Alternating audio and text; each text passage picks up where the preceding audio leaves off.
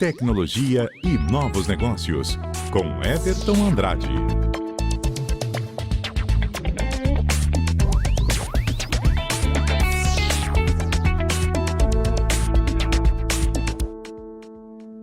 Uma hora e 51 minutos, é hora de falarmos de tecnologia por aqui. Comigo está Everton Andrade mais uma vez. E hoje vamos falar sobre novas tecnologias na área médica. É isso mesmo, Everton? Boa tarde para você. Boa tarde, Juan. Boa tarde, Natália. Boa tarde a todos os ouvintes.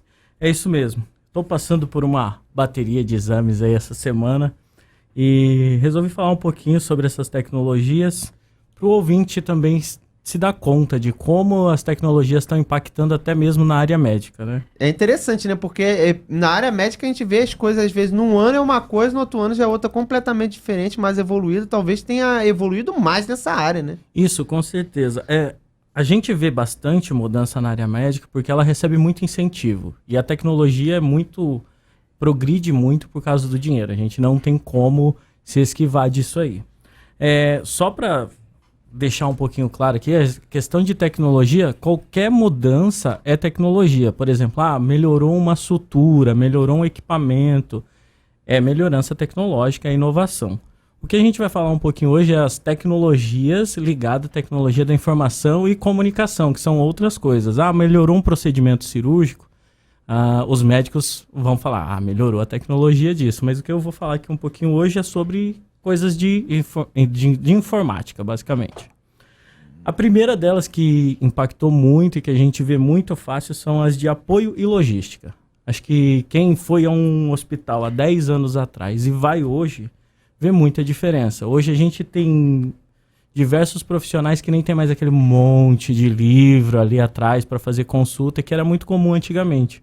Hoje os profissionais, os médicos usam muito os e-books, aplicativos para receitar um medicamento ou acompanhar a evolução dos medicamentos. Que também nem precisa imprimir mais, né? Ele recebe o exame no próprio computador dele.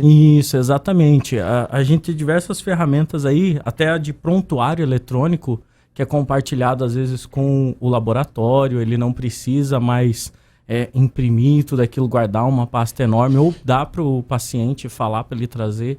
Então ele tem isso num computador. Inclusive, tem iniciativas no Brasil e no Mercosul para trabalhar com uma espécie de prontuário eletrônico padronizado. Para que se a gente for para a Argentina, o médico lá tenha acesso ao nosso prontuário também. E então, saber mais ou menos o que já foi feito, né, como proceder. Isso, né? Porque isso faz toda a diferença se eu estou acompanhando uma doença que vai evoluindo ao longo do tempo. Isso é bem legal. Na verdade, tem tentativas mundiais de criar um protocolo comum, mas isso não funciona tão bem assim, porque os governos costumam brigar, principalmente Estados Unidos, União Europeia, não costumam ter acordos tão legais, principalmente porque tem uma questão de segurança muito sensível quando a gente fala de dados médicos, porque eu não posso ter um dado vazado, porque às vezes uma doença pode me constranger, então isso tem questão de sigilo e privacidade bastante forte aí. Até porque às vezes tem uma coisa que está acontecendo lá que não está acontecendo, por exemplo, nos Estados Unidos, né? E de repente o governo russo pode não gostar muito, o governo brasileiro pode não gostar muito, né? Sim, exatamente. E também tem que saber qual médico pode ter acesso a essas informações, então é bem complicado. O que mais a gente tem por aí? Bom, como eu sou da universidade, também tem bastantes ferramentas interessantes para simulação e realidade virtual. Então, hoje o aluno que entra numa universidade, ele pode treinar cirurgias, procedimentos, antes de fazer em um humano, em alguma pessoa ali, possivelmente causar alguma lesão. Então, não é só no ambiente físico. A pessoa está estudando também no ambiente virtual, como aplicar uma injeção, como fazer uma sutura, como fazer uma cirurgia. Ele pode fazer isso em um simulador. E está bem próximo da realidade? Você consegue perceber isso? Então, aqui no Brasil é bem incipiente ainda, mas tem países que já têm até equipamentos que simulam uma seringa, a intensidade de uma carne, uma pessoa, vamos dizer, obesa, uma pessoa mais magra, como aplicar essa injeção. Tem coisas bem evoluídas já. Não é só aplicando exatamente a injeção ou fazendo qualquer outro procedimento. É todo um estudo em cima disso, né, Everton? Isso. E que vem também com a questão que a gente começou falando do investimento. Então tem toda essa dinâmica aí. A própria simulação de tratamento também está bem evoluída. Então, antes da gente colocar uma nova droga no mercado, tem muitos laboratórios que simulam a droga combatendo aquela doença, aquele vírus, antes mesmo de fabricar a droga fisicamente. Eles fazem no computador a simulação do RNA, como vai combater no DNA. Então é bem interessante, antes de compor a droga, simula ela no computador. Interessante esse tipo de situação. Eles conseguem fazer as duas simulações antes do remédio? Isso, antes de fazer o remédio, antes de fazer qualquer ensaio em algum animal, rato ou em laboratório. Isso tira um tempo que poderia, de repente, ser de desperdício para algo, né, que possa ser mais evolutivo. Se não der certo no computador, não vou nem treinar, né? Não vou nem testar num rato, por exemplo. Exato. Isso está fazendo com que a gente tenha cada vez mais drogas novas, muito mais rápido e muito mais eficazes, porque um percentual de erro que era aceito anteriormente já não é mais, porque a gente consegue simular isso e diminuir a taxa de erro.